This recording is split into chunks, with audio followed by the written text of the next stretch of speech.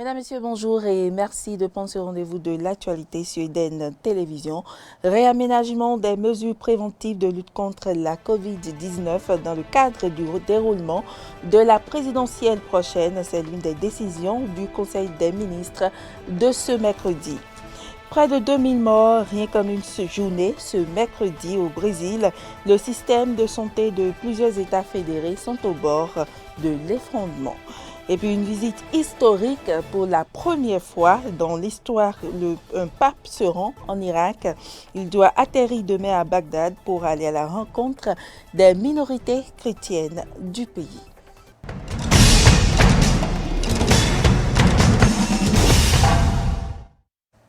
Bienvenue à toutes et à tous. La candidate recalée du parti Les Démocrates, Rekiat Madougou, a été interpellée dans la soirée de ce mercredi. Elle revenait d'un meeting animé avec d'autres collègues de l'opposition. Aux dernières nouvelles, la candidate Madougou serait à la cour de répression des infractions économiques et du terrorisme. Criette, dans un point de presse, le procureur de la Criette a donné des explications sur les conditions de son arrestation. Je vous propose de suivre un extrait de ces explications. Vers 19h, Madame Rekiat Madougou a été interpellée par la police républicaine. L'intéressée avait été gravement mise en cause dans une procédure d'enquête ouverte le vendredi 26 février 2021 contre les nommés Ibrahim Mamatouré, colonel de l'ex-gendarmerie à la retraite, et Georges Saka. À l'étape actuelle, les faits ainsi qu'ils ressortent de la procédure d'enquête se présentent comme suit. Disqualifiée de la course à l'élection présidentielle d'avril 2021, Madame Rekiat Madougou et certains membres de sa formation politique ont, selon toute vraisemblance, formé le dessein de perturber le déroulement du prochain scrutin en perpétrant des actes de terreur de grande ampleur. Ainsi, le 24 février 2021 vers 22h30, Georges Saka, qui se trouve être l'un des plus proches collaborateurs de Mme Rekiat Madougou à Parakou, est entré en contact avec le colonel Ibrahim Mamatouré pour, dit-il, lui confier une mission importante et très sensible. Cette mission, prévue pour se dérouler en plusieurs étapes, devait commencer par le mail d'une autorité influente de la ville de Parakou sur un axe routier emprunté régulièrement par cette dernière. La mission devait ensuite se poursuivre par l'élimination d'une seconde autorité politique à l'occasion des obsèques de la première victime. Le but de ces manœuvres est de provoquer la terreur, le chaos et de parvenir ainsi à faire suspendre le processus électoral en cours. Le colonel Ibrahim Mamatouré accepte la mission. Les deux mises en cause définissent les modalités de la première opération avant de s'accorder sur son cours. La somme convenue est versée par Georges Saka au colonel Ibrahim Mamatouré dans la journée du vendredi 26 février 2021, un peu avant 11h. Juste après la remise des fonds, les deux individus sont interpellés par la police républicaine. De l'aveu du colonel Mamatouré chargé de l'exécution de la mission, il ressort que cette somme a été envoyée par Mme Rekiat Madougou. C'est ce qui justifie l'interpellation de cette dernière dans la journée d'hier et dans le cadre de l'enquête en cours. Il faut rappeler que l'atteinte volontaire à la vie des personnes, à leur intégrité ou à leur liberté, ainsi que l'enlèvement ou la séquestration des personnes, lorsqu'elle a pour but de contraindre indûment les pouvoirs publics à accomplir ce qu'ils ne sont pas tenus de faire, ou s'abstenir de faire ce qu'ils sont tenus de faire, est qualifié de terrorisme. Il faut dire que vous aurez les images de ce point de presse du procureur Mario Metonou dans nos prochaines éditions. Dans le cadre de la campagne électorale de la présidentielle du 11 avril 2021, le gouvernement suspend l'interdiction des regroupements de plus de 50 personnes. L'objectif est de permettre aux candidats de tenir de grands regroupements pour convaincre les électeurs dans tous les départements et communes du pays. Suivons un extrait du point fait par le porte-parole du gouvernement, Alain Orunla.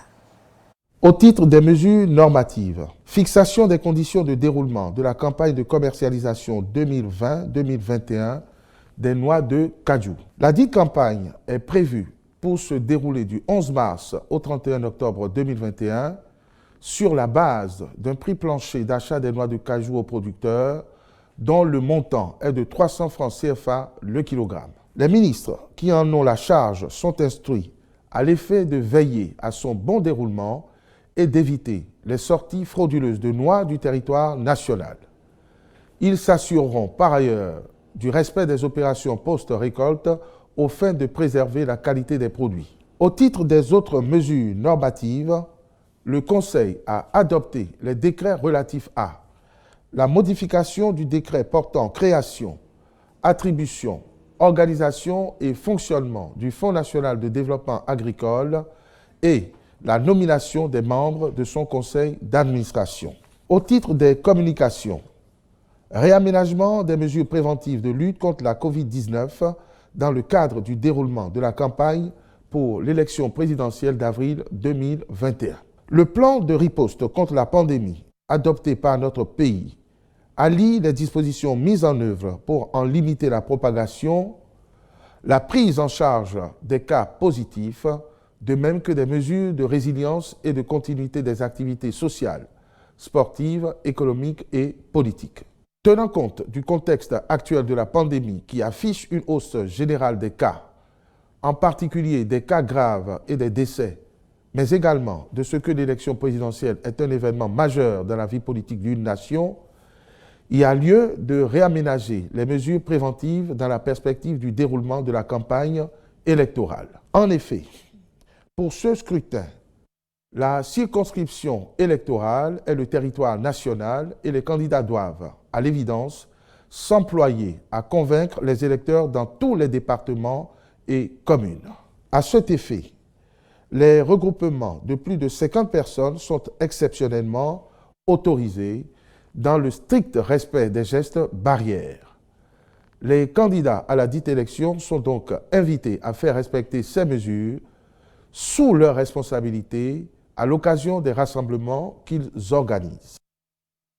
Lundi 1er mars 2021 dernier, Sébastien Adjavan, opérateur économique, a été condamné dans une nouvelle affaire devant la Cour de répression des infractions économiques et du terrorisme, CRIET. Profitant du point de presse du Conseil des ministres de ce mercredi, le porte-parole du gouvernement est revenu sur ce dossier dont les faits remontent à la période 2009-2010.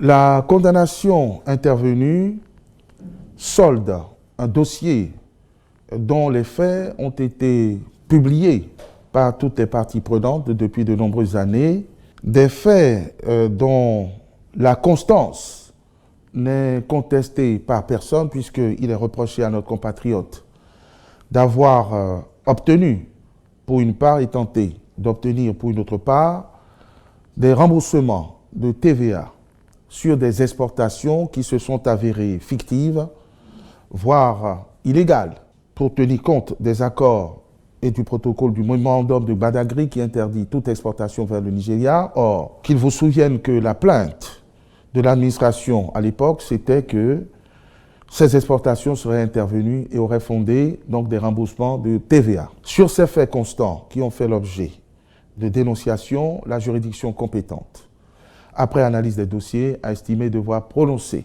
les condamnations dont vous avez connaissance. Il est évidemment loisible aux partis qui estiment qu'une telle décision serait contraire à la loi d'user des voies de droit, c'est-à-dire des voies de recours qui sont dorénavant disponibles devant la Cour de répression des infractions économiques et du terrorisme.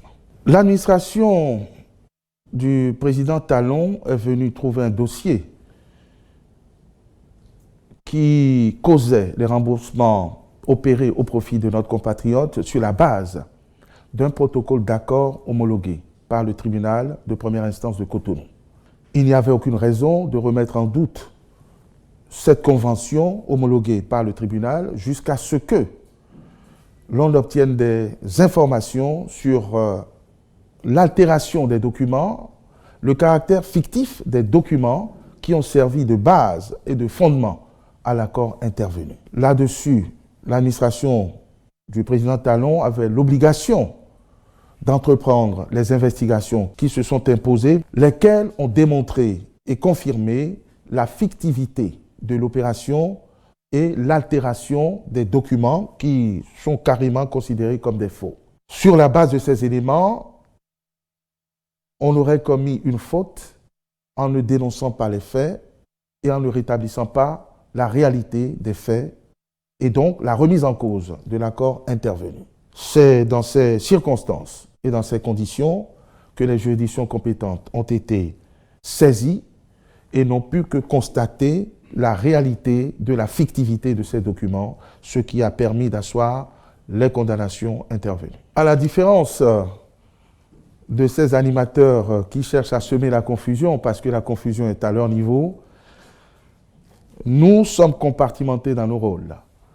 La campagne qui s'annonce et la candidature déclarée du président de la République ne l'empêche pas d'assumer son rôle de président de la République et de continuer à gouverner le Bénin, qui continue, puisque on dit que le service public, c'est une continuité. De la même manière, je me tiens devant vous en ma qualité de ministre de la Communication et de la Poste, porte-parole du gouvernement, qui rend compte.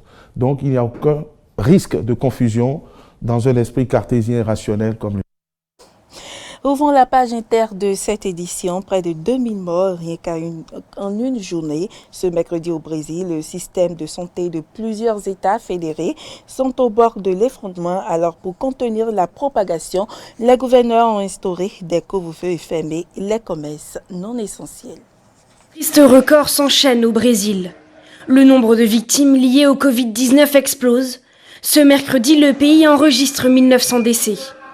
Il compte donc fortement sur la vaccination afin de faire reculer le virus.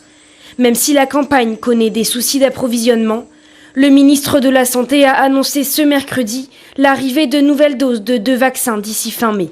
Aujourd'hui est un jour difficile pour tous les Brésiliens. Nous sommes arrivés à un moment grave de la pandémie. Les variants du coronavirus nous frappent violemment.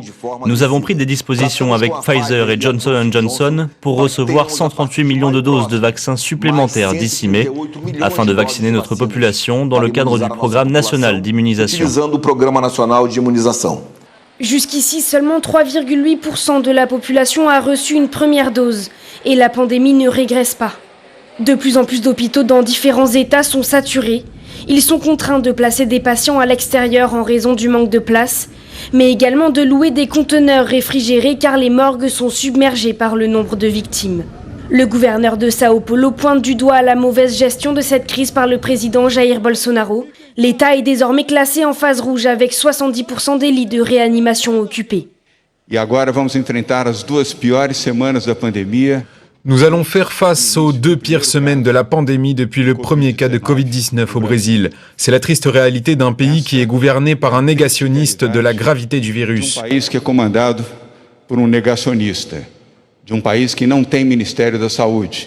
Un pays qui n'a pas de ministère de la Santé, un pays qui n'a pas de coordination de la santé publique, qui est dans la pire crise sanitaire et dans la pire crise sanitaire des 100 dernières années. Cette situation critique a poussé plusieurs États du pays à durcir les restrictions. Les gouverneurs instaurent des couvre-feux et ferment les commerces non essentiels. Des décisions critiquées par le président Jair Bolsonaro. Et aux États-Unis, Joe Biden est furieux après la levée des restrictions sanitaires au Texas. En Europe, le variant britannique continue également de contaminer de plus en plus une Europe qui met en place des mesures différentes selon les pays. Restrictions, situation économique, pression hospitalière, 3 paramètres décisifs qui varient d'un pays à l'autre en Europe. À Bologne, en Italie, de plus en plus de jeunes sont touchés par des formes graves du Covid. Avec des chiffres en hausse, la ville pourrait rapidement entrer en zone rouge. Un contexte sanitaire qui inquiète les professionnels de santé. Ce qui a changé dans cette population de patients, c'est qu'il y a beaucoup plus de patients relativement jeunes atteints de maladies graves. Une courbe des contaminations bien différente de celle de l'Allemagne, qui reste sur des chiffres en recul par rapport aux précédentes semaines. La chancelière a même ouvert la porte à un déconfinement progressif dans le pays. À 7 mois des élections législatives, Angela Merkel doit faire face aux critiques qui proviennent parfois de son propre gouvernement. La dirigeante a fini par envisager la réouverture des établissements considérés non essentiels. Si le taux d'incidence du virus reste stable ou diminue pendant 14 jours, nous pourrons passer à l'étape suivante, au plus tôt le 22 mars. Elle concernera la restauration en plein air sur réservation préalable, avec un taux d'incidence de plus de 50, et sans réservation avec un taux en dessous de la barre des 50. Elle concernera également les théâtres, les salles de concert et opéras et les cinémas, dont l'entrée sera permise grâce à des tests rapides. En Espagne, c'est la courbe du chômage qui inquiète et une insécurité alimentaire grandissante. Dans le pays, le nombre de chômeurs a dépassé les 4 millions en février. Un chiffre qui n'avait plus été atteint depuis 2013 d'après le ministère du Travail. La faillite de nombreuses entreprises entraîne une hausse de la pauvreté. La distribution de nourriture provoque des files d'attente interminables. Les autorités ne peuvent que constater les dégâts collatéraux de la pandémie. Ce ne sont évidemment pas de bons chiffres, comme vous avez pu le constater. Ils sont principalement le résultat de l'intensité de cette troisième vague. Face à une situation différente d'un pays à l'autre, l'Europe tente tout de même de s'organiser pour limiter les dégâts. Ce lundi, la Commission européenne a annoncé sa volonté de mettre en place un passeport Covid pour faciliter les déplacements à travers le continent. Et puis je le disais dans les titres, une visite historique pour la première fois dans l'histoire. Un pape se rend en Irak. Il doit atterrir demain à Bagdad pour aller à la rencontre des minorités chrétiennes du pays, mais aussi renforcer les relations avec les autorités locales. Dernier préparatif avant l'arrivée du souverain pontife en Irak. À l'occasion de cette visite historique, les blasons aux couleurs du Vatican sont hissés en haut des poteaux électriques. Certaines routes du pays refaites à neuf n'ont quant à elles jamais été aussi reluisantes. Ici, Irakiens, musulmans comme chrétiens attendent avec impatience cet événement. C'est une visite historique. On parle d'un chef religieux suivi par 20% de la population mondiale. Sa venue veut dire beaucoup. Sa rencontre avec le grand ayatollah Ali al-Sistani aura un effet énorme.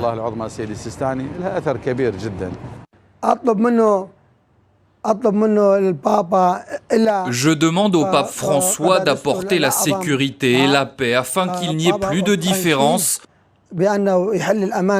entre les musulmans, les chrétiens ou toute autre confession. Nous espérons qu'il y aura la paix et la sécurité. Nous sommes heureux que le pape visite la ville de Mossoul. Une visite qui relève d'un véritable casse-tête logistique dans un contexte sécuritaire particulièrement tendu. En 3 jours, le pape François va parcourir plus de 1400 km par les airs pour se rendre dans des sites emblématiques du pays. Ce qui implique le survol de certaines zones où se terrent encore des djihadistes du groupe État islamique. Un défi auquel s'ajoutent les tensions entre les deux puissances agissant en Irak, l'Iran et les États-Unis. Ce mercredi, une dizaine de roquettes se sont abattues sur une base américaine dans l'ouest du pays, mais pas de quoi bouleverser l'agenda du Vatican. Le peuple irakien nous attend. Il attendait Saint Jean-Paul II, à qui on avait interdit de s'y rendre. On ne peut pas décevoir un peuple une deuxième fois. Prions pour que ce voyage soit un succès. L'Irak, qui doit faire face à des restrictions sanitaires adoptées pour endiguer la propagation du coronavirus. Même si le pape et les responsables ecclésiastiques ont pu être vaccinés, seul un très faible nombre d'Irakiens ont reçu une dose de sérum. Le nombre de places pour les messes sera donc limité. Un confinement sera également décrété durant toute la visite papale. Le souverain pontife, qui sera quant à lui privé de ses bains de foule rituels. Mesdames, Messieurs, ce sera tout pour cette édition. Merci pour l'attention et à demain.